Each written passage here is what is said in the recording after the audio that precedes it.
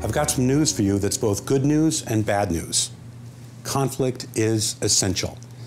Now, I didn't say that conflict is something to be overcome, conflict is something to be avoided, conflict is something to be worked through. I said conflict is essential. Conflict is essential to making you a better person.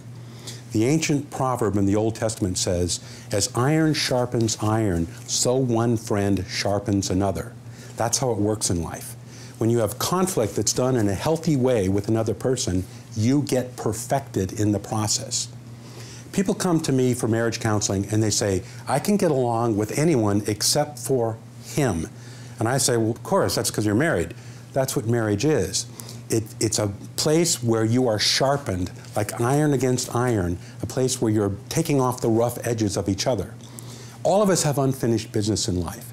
And so we find ourselves attracted to someone who feels familiar in some way, who's going to take us to the deepest, unfinished parts of ourselves and help perfect us. God has sent you the perfect person on the planet to make you more mad than any other human being possibly could.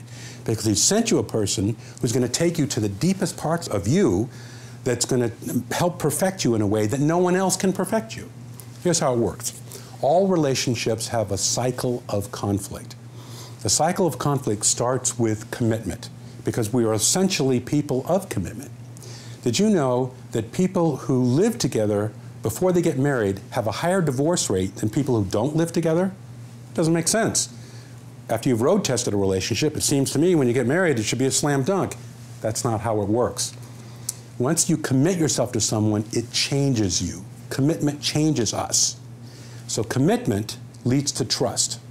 And once you trust another human being, once you're all in, once you fully trust, what do you think is going to happen? They're going to disappoint you. Trust then leads to conflict. And that gets us to a decision point. You can do one of three things at this place. Once you get to conflict in a committed relationship, one of three things can happen. Number one, you get out. You say, I don't want to deal with this. I didn't sign up for this. This is too much work. I'm going to find somebody that doesn't fight as much. Good luck with that one, by the way. Number two, you can recommit yourself. You can say, let's start the cycle all over again. Let's let bygones be bygones. Let's just commit ourselves. Look, we're committed. Let's just forget about the past and start over again. Well, that's not a bad thing, but nobody learns anything new. You're starting the cycle all over again, and we call this gridlock. Gridlock means I have recommitted myself to a relationship, but there's nothing different. So what do you think is going to happen if nothing's different? You're going to trust, you're going to fail each other, and you're going to get in conflict again, and you're going to start the cycle all over again, only this time it's gridlock because nothing changes. Here's the third option.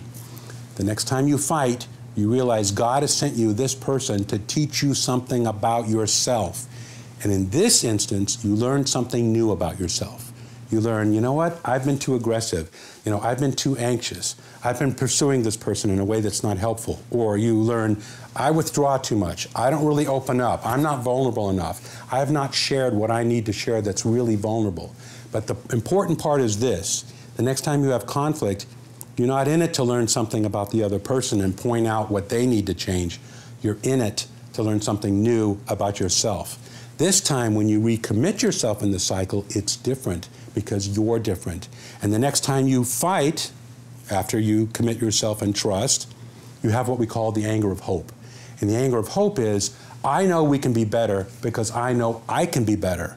Because this conflict is sharpening me as a person. I've learned something new about myself, so I'm going to do it differently next time.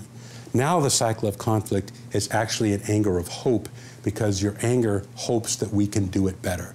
That's when you say after you fight, you know what, I'm glad we talked about this, instead of, I wish we'd never brought it up.